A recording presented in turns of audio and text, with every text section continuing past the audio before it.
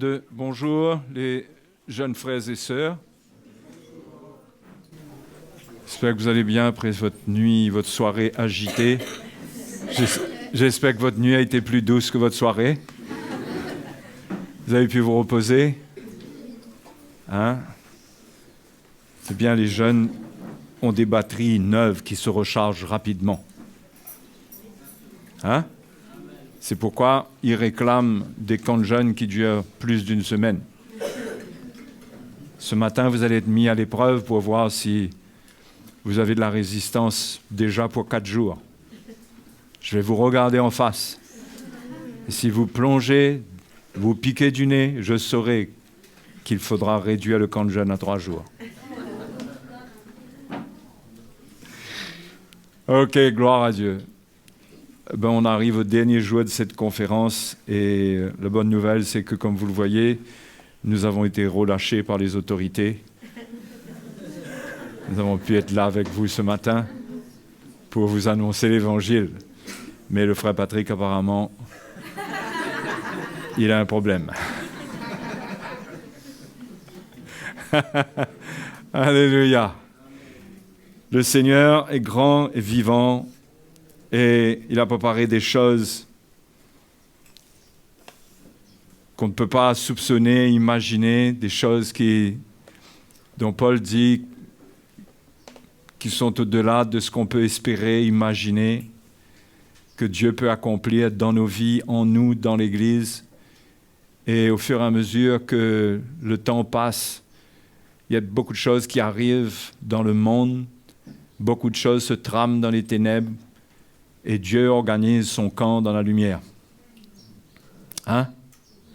Je parle de son camp, je ne parle pas du camp de jeunes spécialement. Je parle de nous tous qui appartenons au Seigneur, parce que je crois que cette semaine, vous avez donné votre vie au Seigneur si vous ne l'avez pas fait. Hein? Et vous faites partie du camp de Dieu pour mener le combat que le Seigneur veut, dans lequel le Seigneur veut nous voir nous engager dans ces derniers temps. Et s'il y a une chose que je crois que nous avons besoin, moi, je sais que pour ma part, si je n'avais pas saisi cela très tôt, je me souviens de certains moments où, chez moi, il y avait encore la véranda, la maison était encore en bois verni, et je passais du temps devant, sous la véranda, et je méditais la parole du Seigneur. Et je me souviens de ces temps où je méditais sur l'épître de Jean, je méditais sur la grâce de Dieu, sur l'amour de Dieu. Et c'était des moments où le Seigneur m'avait fortifié pour comprendre sa grâce envers moi. Et c'est vrai que sans la grâce de Dieu, on ne peut pas faire grand-chose. Tout semble impossible. La persévérance chrétienne est un combat qu'on ne peut pas mener par notre propre force. Mais c'est la grâce de Dieu qui doit nous équiper. Nous devons avoir une révélation de cette grâce parce qu'il y a des choses qui viennent sur notre parcours et il n'y a que Dieu seul qui peut nous secourir.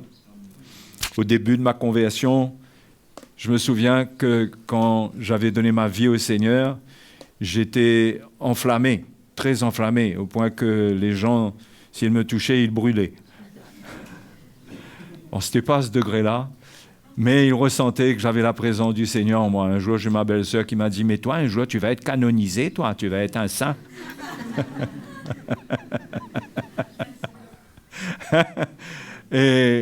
Mais quand le Seigneur m'a visité, j'ai tellement réalisé l'amour de Dieu envers moi que c'était extraordinaire. J'étais porté sur un nuage, j'ai passé des mois à chercher le Seigneur, à être avec le Seigneur.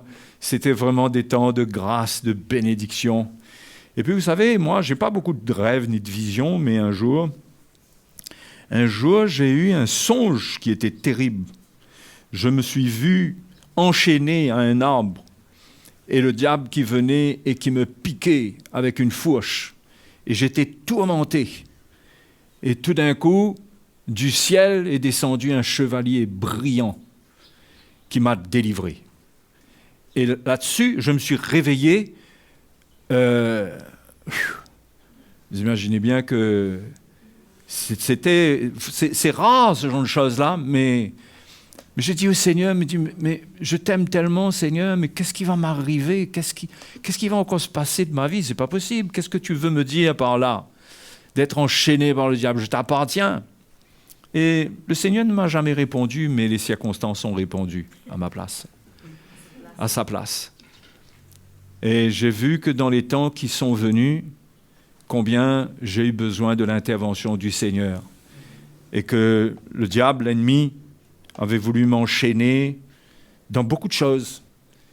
Mais je réalise que c'est vraiment la grâce de Dieu qui m'a retiré de beaucoup de tentations, beaucoup de situations, beaucoup de souffrances, beaucoup de moments difficiles, de moments pénibles avec l'Église, avec moi-même, très peu avec ma femme.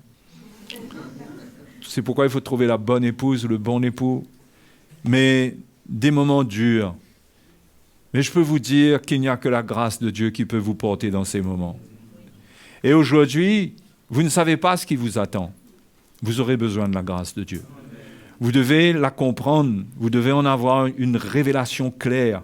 Vous devez connaître le cœur de Dieu, parce que la manifestation du cœur de Dieu envers nous, c'est sa grâce. Hein? C'est sa grâce. En toute chose, nous aurons besoin de cette grâce.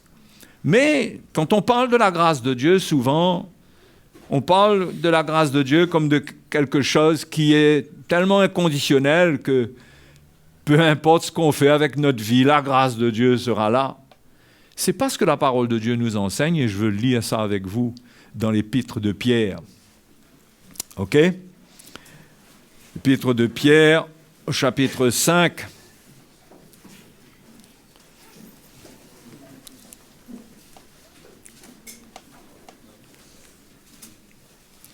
Dans les moments difficiles, c'est la révélation de la grâce de Dieu qui vous permet de vous accrocher au Seigneur. Quand vous avez l'impression que tout veut vous décrocher du plan de Dieu, mais la grâce de Dieu, elle vous tient. Elle vous tient parce que vous gardez la foi en elle. Vous avez la foi en elle parce que le Seigneur vous a révélé c'est quoi sa grâce et qu'il faut tenir ferme. Sinon, vous savez, la foi est attachée, la grâce est attachée à la foi. On goûte à la grâce par rapport à la foi qu'on a. Il y a bien sûr une mesure de l'intervention de la grâce de Dieu qui est au-delà de nous-mêmes, mais il faut comprendre que la part de foi que nous devons avoir pour bénéficier de la grâce, elle joue un rôle important, cette part de foi.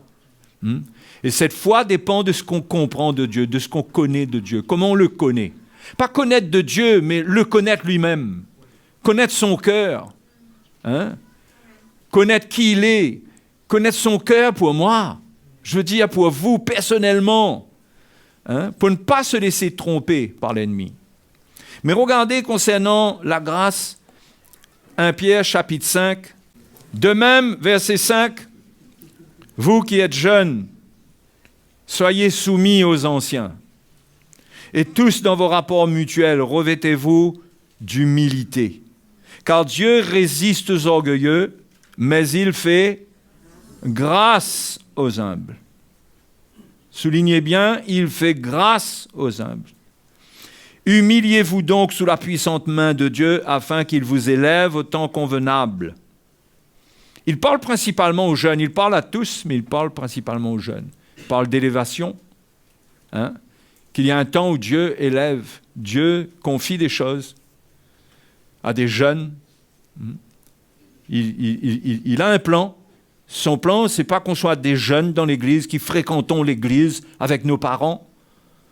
Son plan, c'est qu'on soit un jeune qui prend sa place dans le service de Dieu, rempli de l'esprit, capable de prophétiser, capable d'exhorter, capable de reprendre même un autre jeune qui s'égare.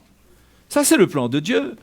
Et il y a une capacité dont la grâce nous équipe qui dépend de l'attitude que nous avons au milieu de l'Église. Et Pierre relève ce point surtout par rapport aux anciens. Il dit, vous qui êtes jeunes, soyez soumis aux anciens. Et bien sûr, dans vos rapports mutuels, revêtez-vous d'humilité. Parce que les anciens ne sont pas exempts d'humilité. Ils marchent dans l'humilité, parce que c'est dans l'humilité que se trouve notre communion. Mais il avertit que les jeunes doivent être soumis aux anciens et qu'il faut s'humilier sous la puissante main de Dieu. La puissante main de Dieu, c'est l'autorité de Dieu. Un jeune qui n'accepte pas d'être soumis à l'autorité de Dieu, c'est un jeune orgueilleux. C'est un jeune qui est nourri de l'orgueil qui est dans le monde. Souvenez-vous de ce que Jean dit dans 1 Jean chapitre 2. Il parle du monde, de la convoitise de la chair, de la convoitise des yeux et de l'orgueil de la vie. Le monde remplit les jeunes gens d'un esprit d'orgueil, où l'on croit qu'on a besoin de se soumettre à personne. On a besoin de se soumettre à personne, on n'a pas besoin de reconnaître aucune autorité, à commencer par nos parents et dans l'Église, aux anciens. C'est quelque part la main de Dieu, ça ne se limite pas à ça, bien sûr. Mais quelque part, cette soumission, elle est importante, ça se fait dans l'humilité. Alors la soumission, ce n'est pas juste quand on nous dit quelque chose, qu'on obéit. La soumission, c'est une relation de cœur dans laquelle on reconnaît qui est qui. Qui est qui. Et l'on reconnaît, quand on vient dans une relation avec les anciens, qui ils sont pour nous. Et qu'il y a une attitude de soumission pour apprendre, pour manifester de la déférence, c'est-à-dire qu'on aligne notre cœur, notre pensée. Dans nos attitudes, on comprend à qui on a affaire de la part de Dieu. C'est pas quelque chose de religieux, c'est pas se prosterner, c'est pas nettoyer les souliers ou quoi, c'est pas porter la Bible absolument, d'accord? C'est une attitude de cœur où on comprend que Dieu n'est pas un Dieu de désordre, il a sa manière de faire les choses et c'est clair, il a établi les hommes dans l'Église. Et il faut une humilité parce que ces hommes sont les dispensateurs de la grâce de Dieu. Eux, ils révèlent le plan de Dieu dans lequel vous pouvez entrer, auquel vous pouvez vous joindre avec eux pour servir Dieu de manière à ce que votre service soit le fruit, le résultat, l'initiation de la grâce de Dieu dans votre vie et non pas dépendant de votre force, en train de lutter, en train de faire les choses à votre manière. Vous avez besoin de la grâce de Dieu et la relation l'attitude dans la relation devient la preuve d'un désir sincère de goûter à la grâce de Dieu. Parce que la grâce de Dieu ne vient pas vers les orgueilleux. L'orgueilleux, il reste prisonnier de lui-même. Il reste prisonnier du monde. Il a pris l'orgueil de la vie qui est dans le monde et il devient prisonnier de cela et il vit comme le monde. Les jeunes dans le monde ne se soumettent à personne. Ils rentrent quand ils veulent, ils sortent quand ils veulent. Pour le moment, ils sortent en premier, ils sortent quand ils veulent et ils rentrent quand ils veulent. Ils font ce qu'ils veulent. Et ils ont des attitudes comme pas possible envers leurs parents. Et la Bible dit même qu'il y a des parricides, des gens qui tuent même leurs parents. Un jeune peut devenir mauvais jusqu'à ce point. Et ne croyez pas qu'on est exempt parce qu'on est fait de la même chair. Si elle n'est pas traitée par le Seigneur, on ne sait pas ce qu'elle peut développer. Donc, cette grâce est importante, mais elle n'est pas inconditionnelle. Vous savez, parfois on parle de l'amour inconditionnel de Dieu. Oui, mais il faut faire attention comment on définit, comment on parle de tout cela. Parce qu'on peut se faire des illusions et croire que dans notre chemin ténébreux, Dieu est quand même avec nous. Mais ici, c'est clair. Lisez bien, Dieu résiste aux orgueilleux, mais il fait grâce aux humbles. Humiliez-vous donc sous la puissante main de Dieu afin qu'il vous élève au temps convenable et déchargez-vous sur lui de tous vos soucis car lui-même prend soin de vous. Comment en tant que jeune on peut avoir des soucis pour l'avenir? On peut être plus préoccupé par notre avenir professionnel que par notre avenir spirituel, parce que Dieu a pour nous. Et il n'y a pas de mal de vouloir avoir un bon métier, bien étudié et tout ça. Mais attention, ça ne doit pas prendre la priorité sur les choses de l'esprit dans notre vie. On ne doit pas s'embarquer dans des choses qui d'avance sont vouées à l'échec et vont amener notre vie chrétienne dans l'échec pratiquement sûr.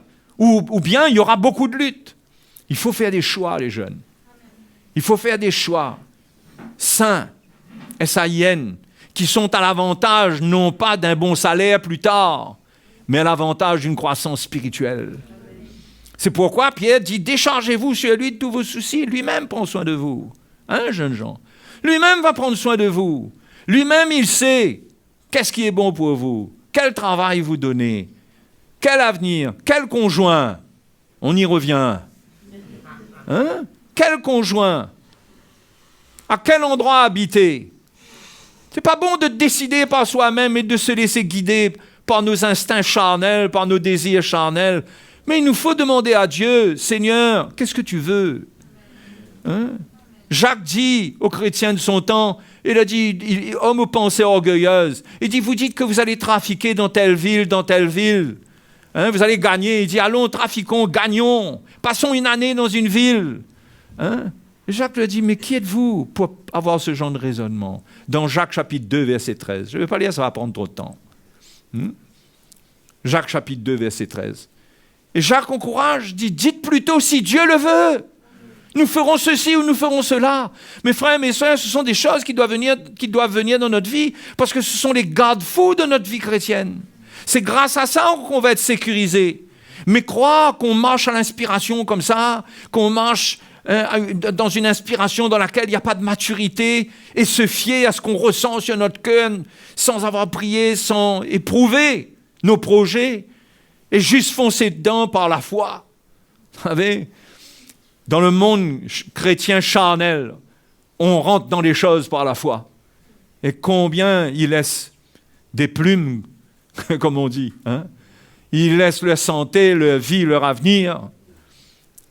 C'est pourquoi les jeunes, il ne faut pas marcher dans l'orgueil. Si vous voulez goûter à la grâce de Dieu.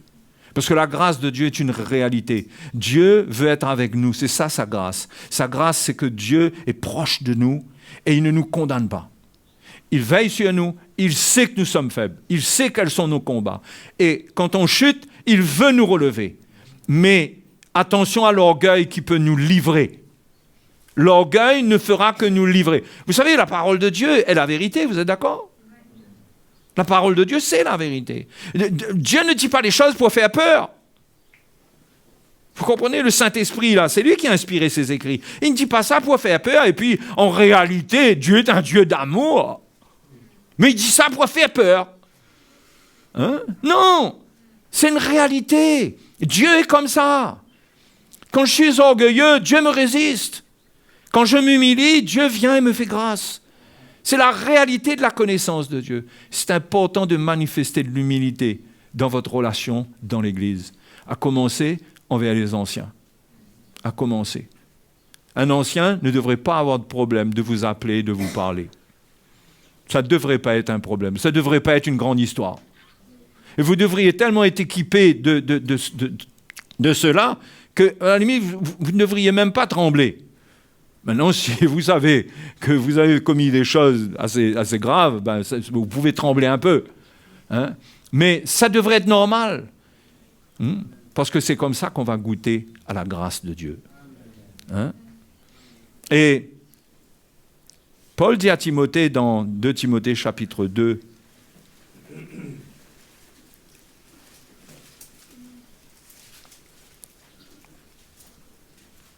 on va avoir besoin de la grâce de Dieu.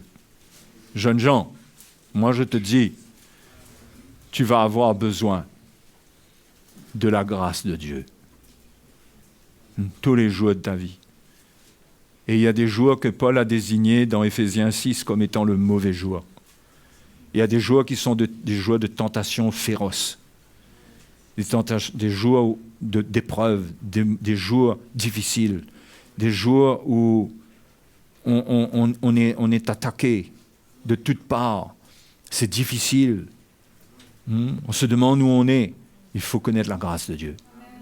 Et Paul dit à Timothée, toi donc mon enfant, fortifie-toi dans la grâce qui est en Jésus-Christ. Et ce que tu as entendu en présence de moi, en présence de beaucoup de témoins, confie-le à des hommes fidèles qui soient capables de l'enseigner aussi à d'autres.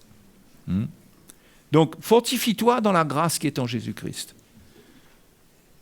La grâce, on ne doit pas regarder à la grâce comme quelque chose qui est là et qui est pour nous et vers laquelle nous n'avons besoin de faire aucune démarche. Voyez? Premièrement, c'est bon qu'on aille dans Tite. Regardez un petit coup dans Tite. Chapitre 2.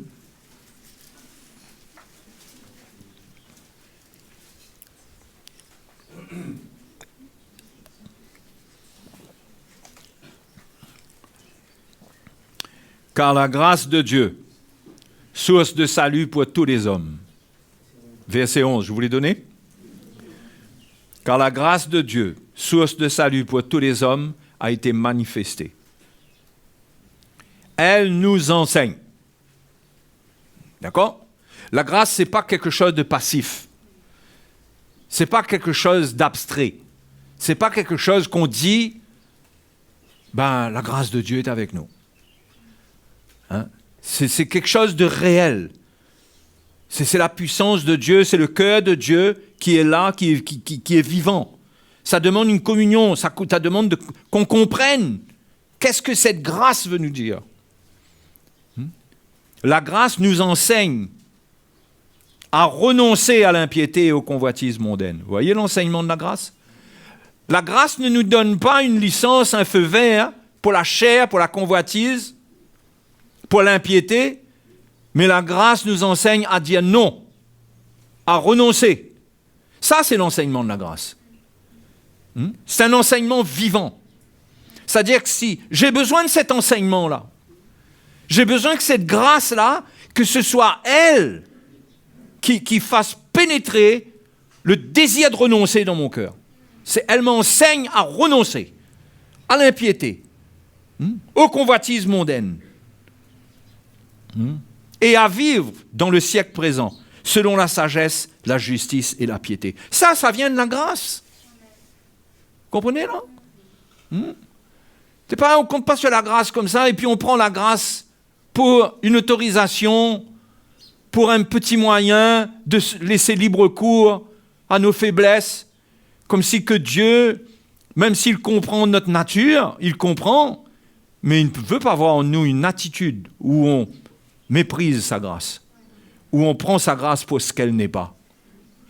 La grâce de Dieu, elle est là pour nous relever, elle est là pour nous enseigner, elle est là pour que, par le ministère de l'Esprit, il y ait une action de Dieu, ce qui est dans le cœur de Dieu, qui est dans la grâce, qui est manifesté par la grâce, et bien par le Saint-Esprit, ce qui est dans le cœur de Dieu par la grâce veut pénétrer notre vie. Dieu veut nous faire connaître qui il est. Dieu veut nous faire participer à ses sentiments. À ses sentiments. Comment Dieu voit le monde? Comment Dieu voit le péché? Comment Dieu voit-il le mal? Pourquoi est-ce qu'il faut haïr le mal? Parce que Dieu est le mal. Et la connaissance de Dieu doit venir en nous par la grâce. La grâce nous enseigne, elle écrit, elle amène sur notre cœur, dans notre cœur, des désirs de dire non. Parce que par nous-mêmes, nous n'arrivons pas à dire non. Combien de fois vous avez essayé de dire non à beaucoup de choses, vous n'arrivez pas? Allez, dites-moi là. Hein? C'est la grâce qui équipe.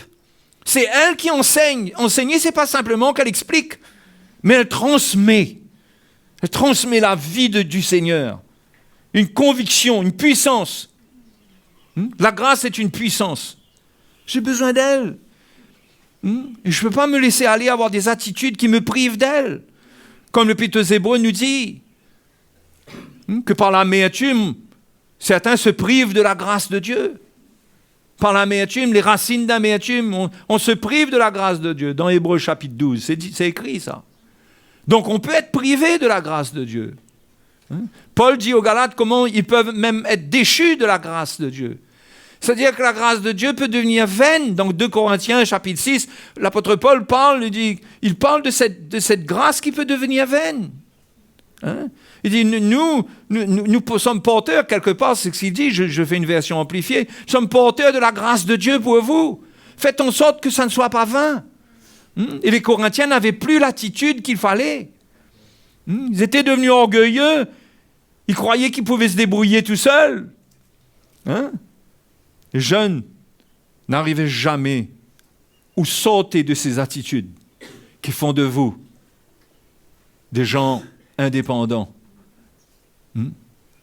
des gens seuls, qui décidez pour votre vie sans venir ressentir le cœur de Dieu. Et ne croyez pas qu'en vous soumettant aux anciens dans une relation avec les anciens, ils vont absolument vous dire qu'est-ce que vous devez faire en détail avec votre vie.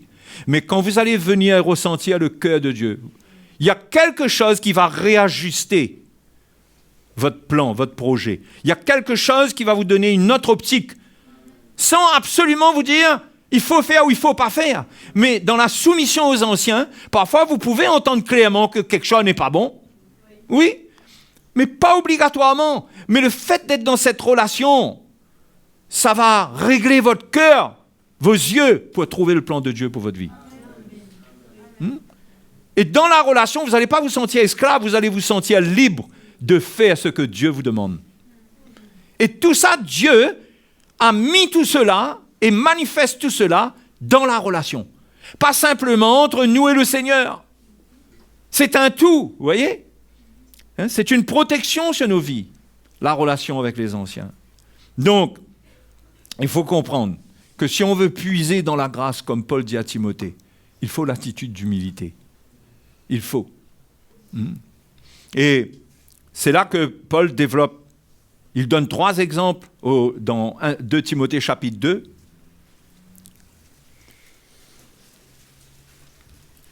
Il dit « Souffre avec moi » au verset 3. On retourne dans 2 Timothée chapitre 2. « Souffre avec moi comme un bon soldat de Jésus-Christ. » Donc il va parler du soldat, il va parler de l'athlète, il va parler du laboureur. Les 3 ont besoin de puiser dans la grâce. Vous comprenez ? Les 3. Le soldat, il a besoin de la grâce parce qu'il fait face à l'ennemi. Le soldat, c'est celui qui fait face à l'ennemi. Vous êtes d'accord avec moi ? Celui qui va en guerre, c'est celui qui fait face à l'ennemi. Vous avez un ennemi. Vous êtes un soldat. Vous avez besoin de puiser dans la grâce qui est en Jésus-Christ. Pourquoi ? Parce que l'ennemi veut faire de vous quelqu'un qui s'embarrasse des affaires de la vie. Regardez, verset 4. Il n'est pas de soldat qui s'embarrasse des affaires de la vie s'il veut plaire à celui qui l'a enrôlé. Ouais. C'est ça que le diable veut faire avec vous, les jeunes. Il veut mettre sur vous beaucoup de fardeaux. Il veut mettre sur vous des projets que vous n'arrivez pas à gérer. Il veut vous amener dans des relations que vous n'arriverez pas à gérer. Il veut vous amener dans une vision, dans une optique de la vie que vous-même, vous ne savez pas qu'est-ce qu'il y a dedans. Il veut vous montrer que vous avez un potentiel. Il y a un potentiel en toi. Et ça développe parfois même un mépris envers les parents. Peut-être que votre papa est un simple agriculteur et que vous êtes à l'université. Et comment on finit par croire qu'on est quelqu'un, on est capable. Mais on ne sait pas qu'on est un soldat qui doit faire face à l'ennemi, à ses tentations, à ses pièges. On a besoin de la grâce de Dieu. Parce que, les frères et les sœurs, on n'a pas le contrôle de toute notre vie. Vous savez, quand on vit chaque jour, on ne sait pas qu'est-ce qui arrivera. On ne sait pas qu'est-ce qui arrivera heure après heure, qu'est-ce qui va se passer, quelle tentation, quelle chose va venir. On ne peut pas calculer, on ne peut pas avoir un système de lois, de principes qui nous permet de parer à toute éventualité. On ne peut pas. C'est la grâce de Dieu qui doit nous porter, nous conduire. Et Dieu fait grâce aux humbles. Et Dieu équipe le soldat et lui montre qu'il ne faut pas qu'il s'embarrasse de ça. Ne t'embarrasse pas de ça. Ne t'embarrasse pas de ça. Hein? Et là, il a la grâce de Dieu pour se tenir dans le combat.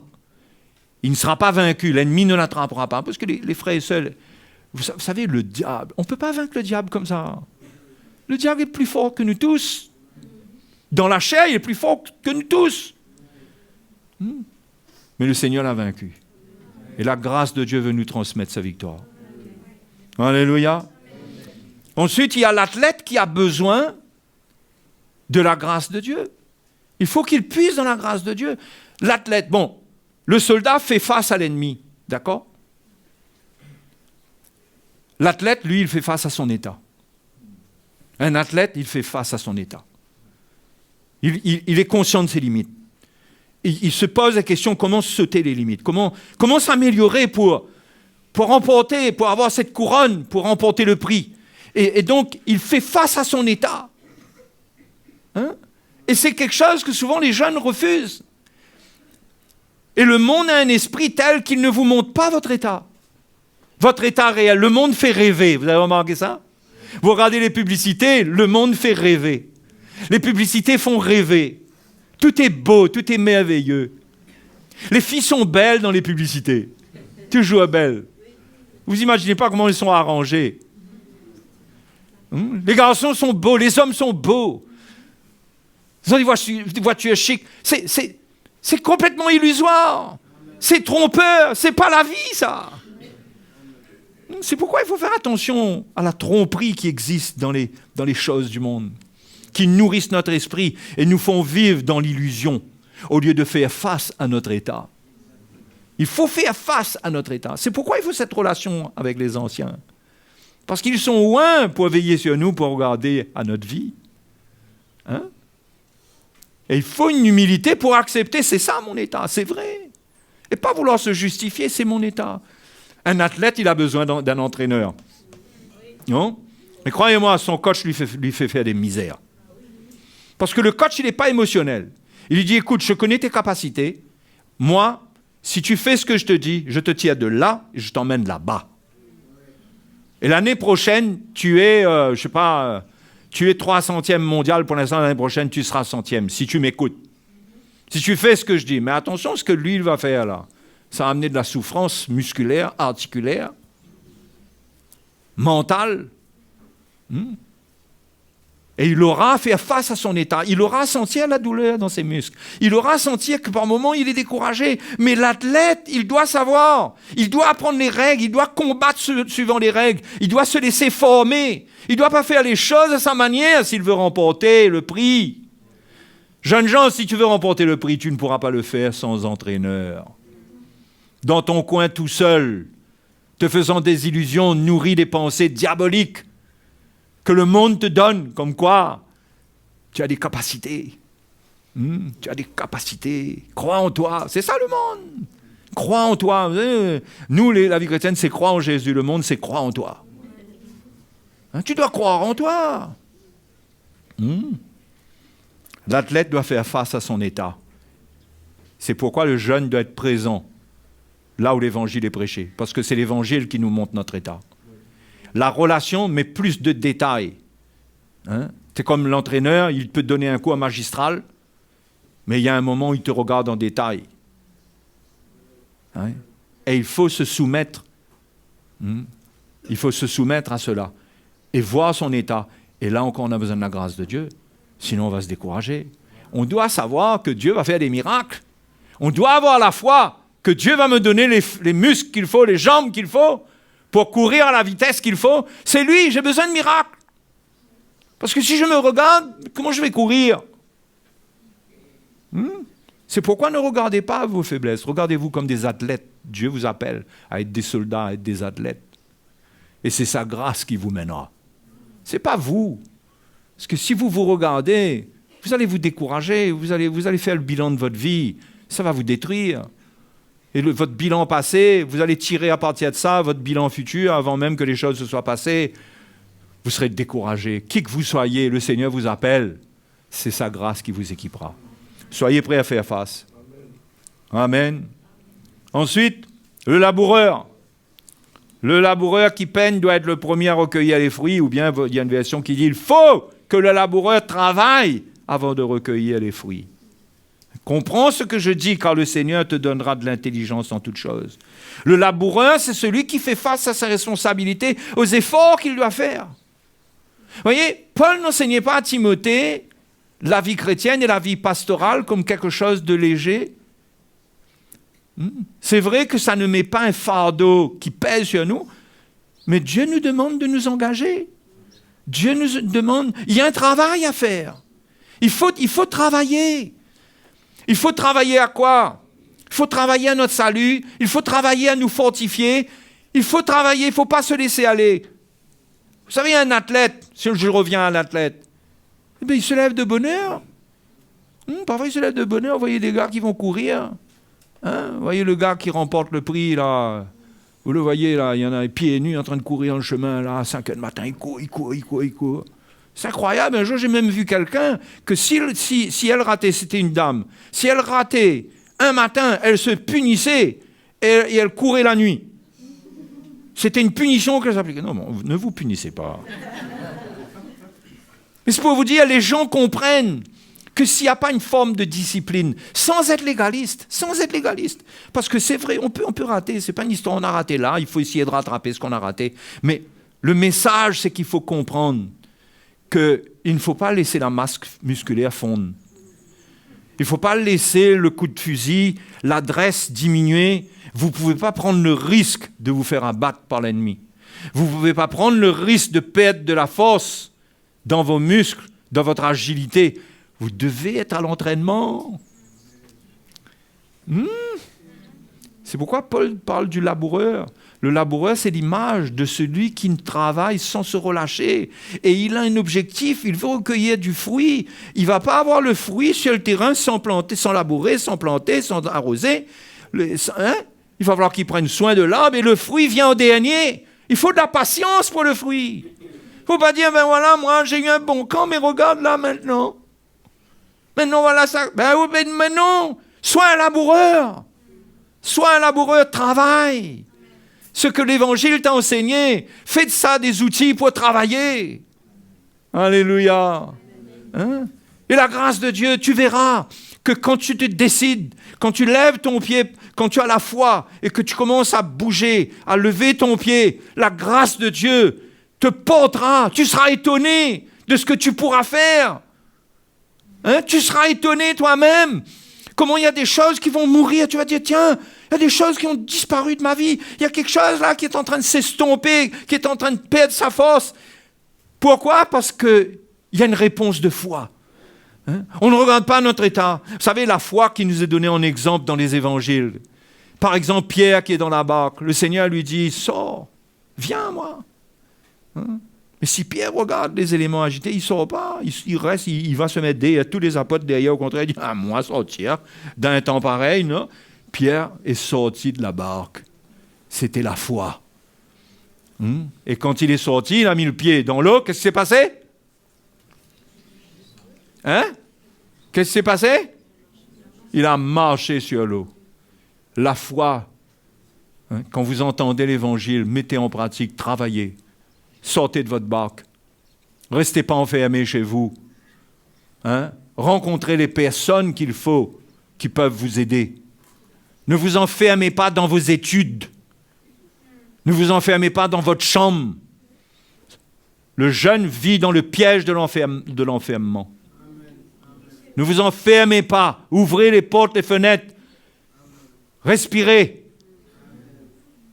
Vivez pour le Seigneur. Et là, vous sentez... Paul dit à Timothée était peut-être timide. Il était peut-être timide. Dieu l'a appelé. Paul a ressenti qu'il fallait qu'il prenne Timothée avec lui. Paul a ressenti cela. Et Timothée a accompagné Paul, et il était timide, il suivait Paul de loin comme ça, mais il suivait. Mais un jour, Paul lui dit, mais Timothée, c'est pas un esprit de timidité que le Seigneur nous a donné, mais un esprit de force, d'amour, de sagesse. C'est dans la grâce qu'il a trouvé ça. Parce que c'est par l'Esprit, c'est le Saint-Esprit qui allait l'équiper. C'est pourquoi je vous encourage, soyez comme des laboureurs. Sinon, votre champ va mourir, parce que vous êtes le champ de Dieu. Ce qui est planté là, ça va mourir si vous ne labourez pas, si vous ne travaillez pas, si vous n'arrosez pas, si vous ne venez pas vers celui qui a l'arroseur pour dire, arrose un coup, s'il vous plaît. Vous laissez ça mourir. Jeunes frères et sœurs, croyez-moi, si vous voulez vivre, être vivant dans le Seigneur, vous ne pouvez pas vous laisser aller et croire que vous avez eu un bon camp. Et maintenant, alléluia, gloire à Dieu. Au sortir de ce camp, je vous dis, moi, je ne veux pas parler comme Jésus a parlé à Pierre avant que le coq... Mais au sortir de ce camp, vous aurez des tentations. La première chose qui va venir, vous savez c'est quoi ? Vous voulez que je vous dise ? La paresse. Parce que vous allez sortir de ce camp-là fatigué. Ça va vous prendre 3-4 jours pour que vous puissiez vous récupérer de votre fatigue. Là. Mais avec la fatigue, il y a une paresse qui vient là. Ah, il faut récupérer. Ah, il faut récupérer. Ah, il faut récupérer. Hein? Il faut récupérer. Arrête de récupérer. Récupère une nuit. Ta batterie est neuve, toi. Tu as une batterie neuve, c'est pas comme la mienne. Moi, la mienne, je fais un effort avec 10% pour travailler avec moi. Mais toi, ta batterie, quand je charge, elle monte à 100% en 2 heures de temps. 8 heures de sommeil. Batterie neuve. Nous, le lendemain, on se lève, on regarde, on a encore 35%. On est jeunes. Croyez pas en vous-même, croyez dans le Seigneur. Croyez dans le Seigneur. Alléluia. Il va vous aider, la grâce de Dieu. Comprenez ce que c'est que la grâce de Dieu. La grâce de Dieu, ce n'est pas l'autorisation de tomber. C'est la force pour se relever. La grâce de Dieu, ce n'est pas l'autorisation d'aller dans le monde, dans les choses du monde. La grâce de Dieu nous avertit. Attention, n'y va pas, tu vas trop loin. La grâce de Dieu avertit. La grâce de Dieu ne donne pas un feu vert. La grâce de Dieu donne un feu rouge.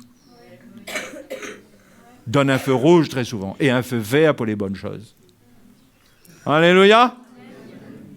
OK? C'est le dernier avertissement pour la matinée, après quoi le frère Fabien il a pas mal de choses à vous dire, ça c'est certain. Hein? Allons prier un moment avant la deuxième session. On fait ça à l'africaine.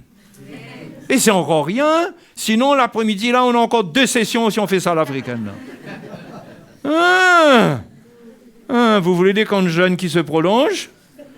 OK, allez, mettons-nous debout.